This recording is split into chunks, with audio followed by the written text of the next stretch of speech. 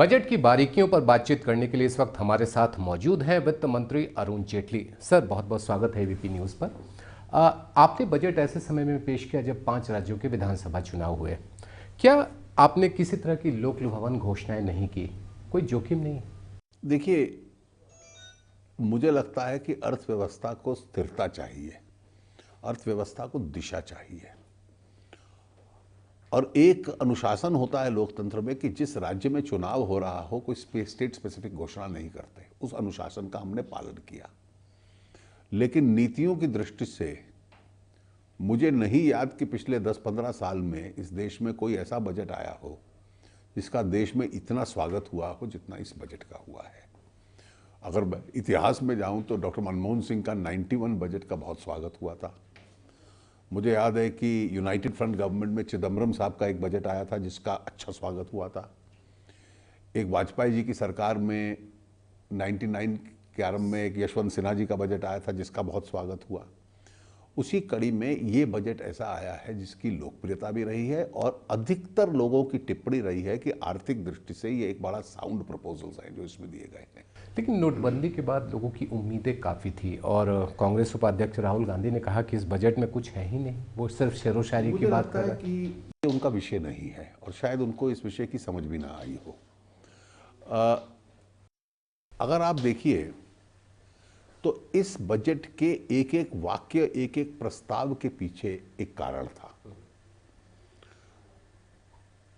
आज तक इस देश में जितने बजट आए, अगले दिन हेडलाइन बनती थी क्या महंगा हुआ, क्या सस्ता हुआ। इस बार एक भी खबर ये नहीं छपी। बजट में एक भी ऐसा आइटम नहीं जिसका टैक्स मैंने छेड़छाड़ करके बढ़ाया हो। जीएसटी आने वाला, जो जीएसटी में होगा सबका इसमें हो जाएगा। 50 लाख के ऊपर एक सरचार्ज लगाया।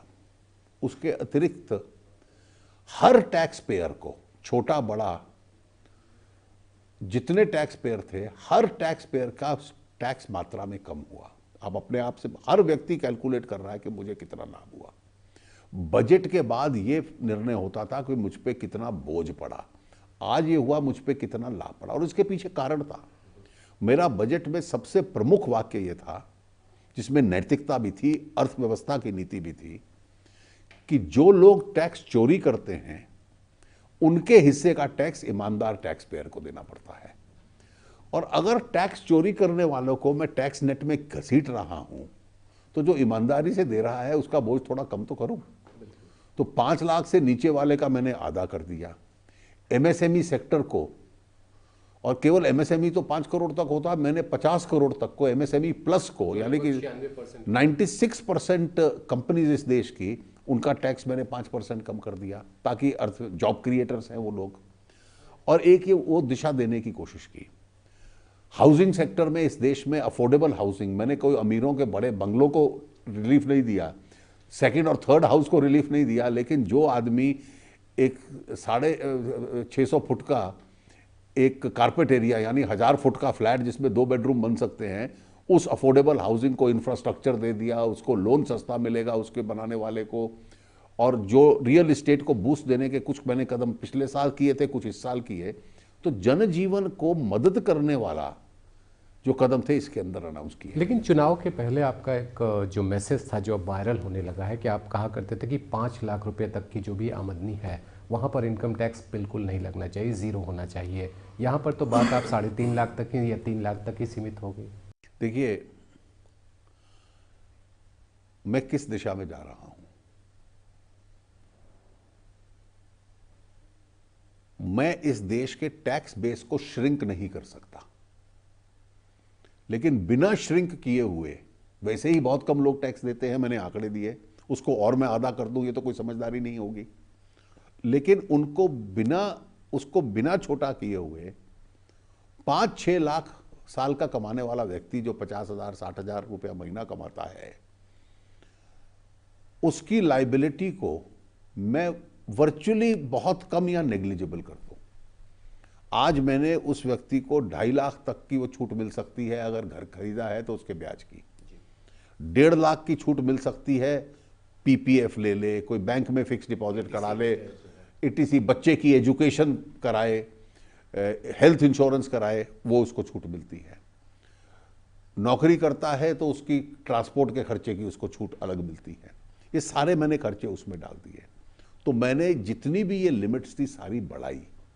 मैंने एग्जेम्पशन लिमिट 2 लाख से 2.5 लाख की, फिर मैंने हर एक को 2.5 लाख की 2,500 की डिडक्शन दे दी। इसका मतलब 3 लाख तक तो मैंने बिल्कुल जीरो कर दिया। 3 से जिसका ऊपर है वो थोड़े से डिडक्शंस क्लेम कर ले। तो ये व्यवस्था कर दी कि 50,000 रुपया महीना कमाने वाला व्यक्ति 700-800 रुपये महीना टैक्स देकर गुजारा चल सकता है। मैंने जीरो नहीं किया, लेकिन इस देश के इतिहास में 70 साल में कोई प्रधानमंत्री या वित्त मंत्री ऐसा होगा जिसने 50,000 तक कमाने वाले की, यानी कि जो मिडिल क्लास और नियो मिडिल क्लास है, उसकी टैक्स लाइबिलिटी को इतना कम कर दिया हो कि उसकी जेब में ज़्यादा पैसा है, अपने बच्चों को पढ़ा सके, अपना घर बना सके और ज़्यादा समाज की अर्थव्यवस्था बढ़ाने के लिए खर्चा कर पाए। मैं जिस दिशा में जा रहा हूँ ये वही दिशा है जो व्हाट्सएप का आप जिक्र कर रहे हैं। और सर लेकिन जैसे ही 5 लाख 1 रुपया होता है या 5 लाख 100 रुपये होते हैं, वो तो स्लैब सिस्टम में होगा ही, 20% वो तो स्लैब सिस्टम में होगा। 10 लाख से अगर ऊपर 11 लाख जाएगा तो वो 30% हो जाएगा। 10-20 किसी भी स्लैब सिस्टम, मुझे इसका विकल्प बता दीजिए, किसी भी स्लैब सिस्टम में तो ये होगा, आप थोड़ा सा बढ़ेंगे तो जाएगा।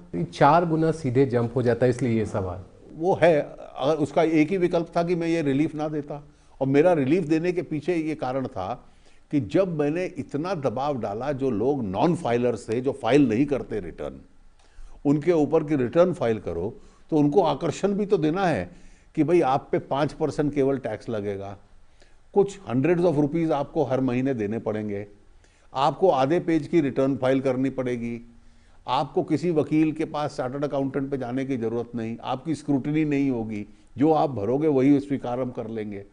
तो मैं उन लोगों को आकर्षित कर रहा हूं टैक्स नेट में आने के लिए।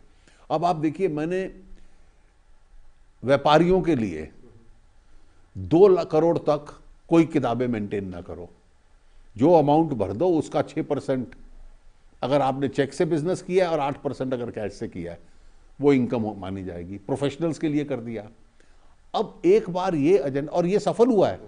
मैं आपको बताऊं, लगभग मेरी जानकारी में मिला कि पिछले वर्ष इस प्रिजम्पटिव इनकम में प्रोफेशनल्स और ट्रेडर्स में 84 लाख लोगों ने अपनी रिटर्न भरी है इसी कैटेगरी में। तो इसका मतलब अगर आप उनको सरल सुविधा दोगे जिसमें कोई बुक्स नहीं मेंटेन करनी, कोई स्क्रूटनी नहीं करनी, आपने जो अमाउंट दिया और उसका गणित करके टैक्स दे दिया और उसको डिपार्टमेंट स्वीकार कर लेगा, तो हम जो डिपार्टमेंट के भीतर भी तो कई अवगुण हैं, जब उन अवगुणों से उनको मुक्ति दिलवाते हैं तो वो आने को तैयार हैं। 76 लाख लोग, आपका ही बजट का ही आंकड़ा है कि जो 5 लाख से जिनकी ऊपर है, एक धारणा ये बन गई कि मिडिल क्लास या लोअर मिडिल इनकम ग्रुप ही टैक्स पेयर है, बाकी लोग टैक्स पेयर्स नहीं हैं। ये सोच कब बदलेगी? देखिए, वो तो आप लोग कैंपेन चलाओगे, हम तो लगे हुए हैं, हम तो उस आलोचना को भी बर्दाश्त कर रहे हैं। लेकिन अगर आप लोग कैंपेन चलाते हो कि इस देश में, मैंने एक आंकड़ा दिया कि 2 करोड़ लोग इस देश के हर साल विदेश जाते हैं और 5 लाख से ऊपर इनकम डिस्क्लोज करते हैं 76 लाख, जिसमें से 56 लाख वेतनभोगी हैं। यानी कि व्यवसाय की दुनिया के, प्रोफेशनल्स की दुनिया के, वकील, डॉक्टर, व्यापारी, वर्कशॉप ओनर्स, बिजनेस इंडस्ट्रियलिस्ट, ये टोटल जाकर 20 लाख बनता है। तो इसलिए मैंने जानबूझकर ये आंकड़ा दिया कि इस देश में बहुत भले लोग भी हैं, कम से कम उनकी जागरूकता और चेतना और उनकी अंतरात्मा तो कहीं ना कहीं उनको कहे कि भाई अब टैक्स देना अच्छा चीज़ है। सर एक मुद्दा यहाँ पर डिजिटल ट्रांजैक्शन का है, चूँकि आप बढ़ावा देने की बात कर रहे हैं, जो एक हमें सबसे ज़्यादा अफसोस तब होता है कि जब हम अपने डेबिट कार्ड का इस्तेमाल करते हैं और वहाँ पर हमें चार्ज देना होता है। कई बार ये बात उठी है कि क्या हम कोई सब्सिडी दे करके डिजिटल ट्रांजैक्शन को देखिए, सारा देश सब्सिडी पे ही चलेगा ऐसा नहीं होता। सब्सिडी देने के लिए ये 5% टैक्स नहीं चलेगा, फिर 15% करना पड़ेगा। अगर हर आदमी को सब्सिडी देनी है तो सब्सिडी देने के लिए मेरे पास साधन होने चाहिए, तो मैं टैक्स बढ़ा दूँ। इसकी व्यवस्था जो अच्छी है, इस देश में एकमात्र टेक्नोलॉजी आई है आधार वाली, उसमें कोई चार्ज नहीं है, चेक में कोई चार्ज नहीं है। डेबिट कार्ड के चार्जेस हम लोगों ने लिमिट करवाए हैं, 31 मार्च को तक है वो तक है। अब हम व्यवस्था करें, जब अगर कम लोग इस्तेमाल करेंगे, वॉल्यूम बहुत छोटा होगा तो चार्ज ज़्यादा होगा। तो वो कैपिंग अगर करने की भी बात डिजिटल- होगी सर? मेरा अपना मत यह है कि होना चाहिए, लेकिन इसमें आरबीआई कंसल्टेशंस कई विषय आते हैं, तो इसलिए धीरे धीरे ये उस दिशा के अंदर बढ़ेगा। क्रेडिट कार्ड और डेबिट कार्ड में एक अंतर है। क्रेडिट कार्ड का जो चार्ज होता है, जो मर्चेंट को देना पड़ता है, वो थोड़ा ज़्यादा इसलिए हो सकता है कि उसमें ऋण भी मिलता है। ऋण इसलिए मिलता है कि पेमेंट महीने बाद होती है, तो इसलिए महीने बाद आपकी पेमेंट हुई तो उसका ब्याज भी फैक्टर इन होगा। डेबिट कार्ड में वो स्थिति नहीं है, तो इसलिए कम से कम डेबिट कार्ड्स में, और यही कारण है कि इस देश में डेबिट कार्ड का प्रयोग ज़्यादा है।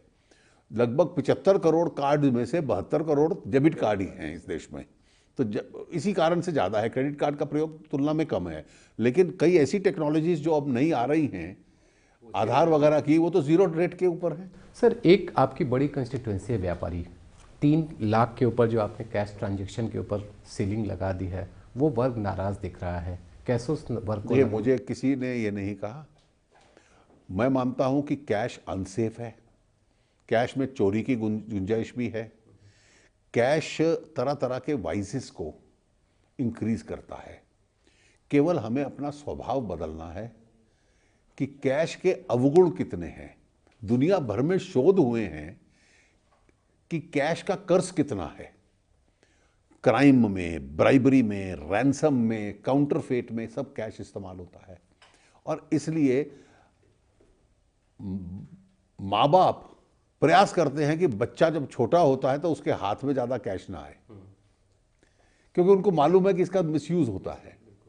तो इसलिए जब पूरी दुनिया उससे अलग होती जा रही है, तो हम कैश के गुण करते रहें, इसका कितना लाभ है। और जो चीज़ आप कैश में खरीद सकते हैं वो आप अल्टरनेटिव टेक्नोलॉजी से भी खरीद सकते हैं। सर, इस बजट में आपने खास तौर पर जिक्र किया कि मनरेगा पर जो आपका आवंटन है 48,000 करोड़, जो अब तक का सबसे बड़ा आवंटन है, लेकिन एक ऐसा भी समय था जब प्रधानमंत्री नरेंद्र मोदी से कांग्रेस की देखिए, वो बहुत ही खराब तरीके से कार्यान्वित किया गया मनरेगा था।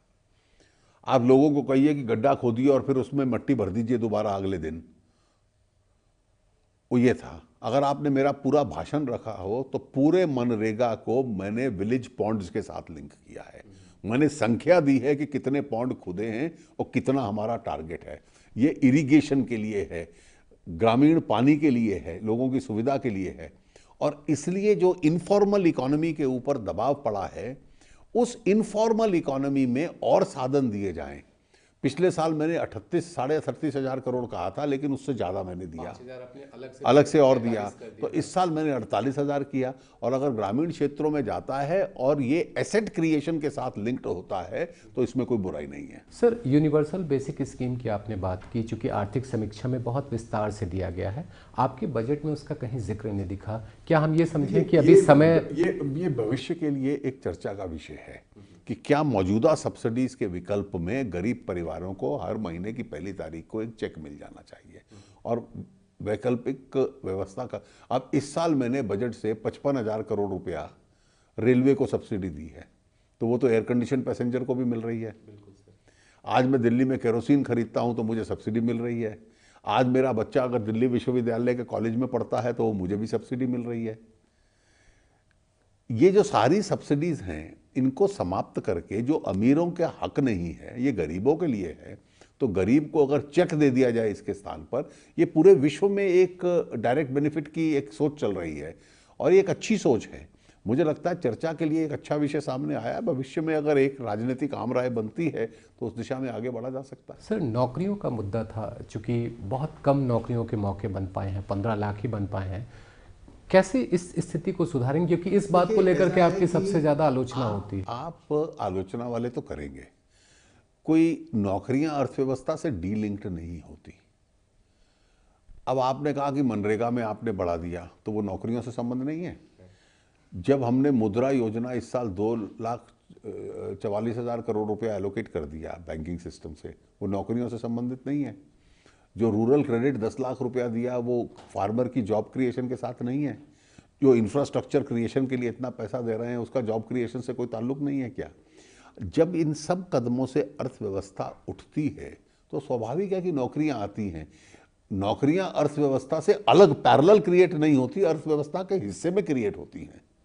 सर, एक आखिरी सवाल कि हम लोग अब आमतौर पे कामयाबियों का जश्न मनाते हैं, लेकिन जब नाकामी की बात आती है उसकी जवाबदेही बजट में तय नहीं होती दिखती है, इसका क्या समाधान है? देखिए, मुझे लगता है उसके लिए ऑडिट अलग होते हैं। इस बार तो हमने आउटकम बजट भी दिया कि पहले हमने घोषणा क्या की थी, उस घोषणा पे हुआ क्या है, पूरा विवरण दिया है उसका हम लोगों ने। तो क्या ये हम समझे कि आने वाले दिनों में आउटकम बजट पे एक मैं जिसका मानता एक्शन हूं, टेकन रिपोर्ट भी मैं ये एक्शन टेकन रिपोर्ट के रूप में आउटकम बजट को मैं अच्छा मानता हूं और एक अच्छी परंपरा है जो शुरू हुई है। बहुत बहुत धन्यवाद एबीपी न्यूज़ से बात करने के लिए।